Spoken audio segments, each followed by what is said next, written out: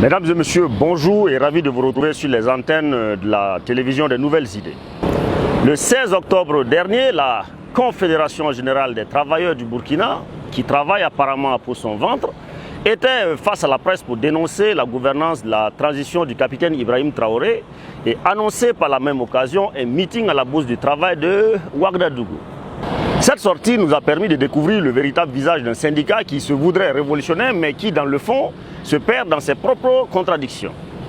Et à l'occasion de cette sortie médiatique, une vieille vendeuse de beurre de karité dans le fin fond de son village de Barsalgo, qui n'a aucune connaissance du monde syndical, s'écriait après s'être fait expliquer ce que le Sieur Diallo racontait.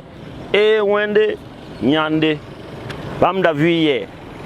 En un mot, cette mamie qui avait dû fuir les terres de ses ancêtres, qui a vu ses enfants tomber sous les balles assassines de bandits, qui a dû se nourrir de feuillage plusieurs saisons durant avant l'éclaircie de cette dernière année, se demande, et moi aussi d'ailleurs, où étaient ces travailleurs d'un type étrange qui disent lutter pour les masses. Parce qu'en attendant, aucun d'entre eux n'a été aperçu sur quelque front que ce soit. Aucun de ce même groupuscule n'a daigné marquer la solidarité que le capitaine Traoré leur demandait pour financer la guerre. On se rappelle en son temps que c'est ce même collectif syndical qui a catégoriquement refusé de céder 1% des salaires de ses membres, enfin, le noyau le plus dur je suppose, pour l'effort de guerre. Pour une organisation syndicale qui prône la lutte des masses populaires, la défense d'une identité révolutionnaire, je la trouve on ne peut plus à l'ouest de ses objectifs. Sauf si dans le fond, cette révolution de pacotille n'était que de la poudre aux yeux que nos rouges nous distillent pour détourner nos regards. Pendant que les masses populaires dénonçaient la gestion chaotique du pouvoir entre janvier et septembre 2022, où étiez-vous? Qu'avez-vous dit ou fait? Quand les masses populaires se sont spontanément déversées dans les rues à travers tout le pays le 30 septembre, où étiez-vous et que faisiez-vous? Quand à peine la ferveur populaire retombait, le capitaine Ibrahim Traoré prenait des décisions majeures en dénonçant certains accords coloniaux. Qu'avez-vous fait ou dit? J'aurais été plus qu'en phase avec vous si, quand des entreprises étrangères installées au Burkina accumulaient des fortunes tout en payant leurs impôts dans leur pays d'origine, vous étiez monté au créneau pour dénoncer cet état de fait.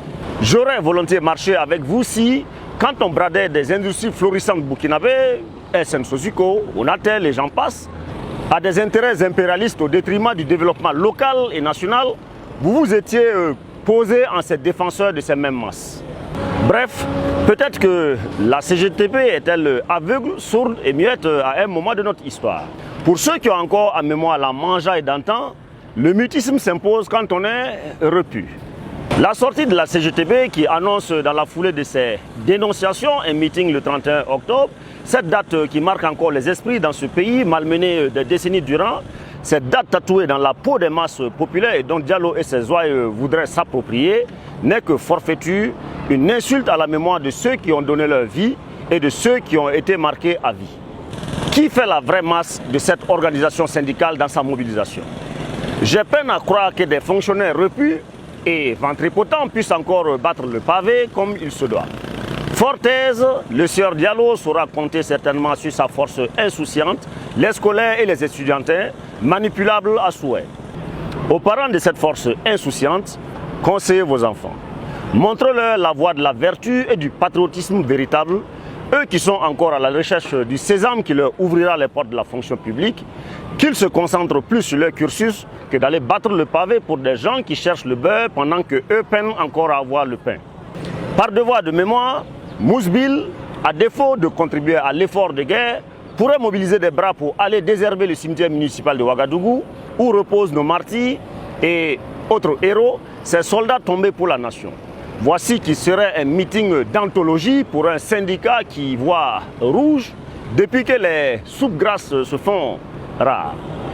Force et détermination à ces organisations syndicales citoyennes qui mettent d'abord la nation en avant.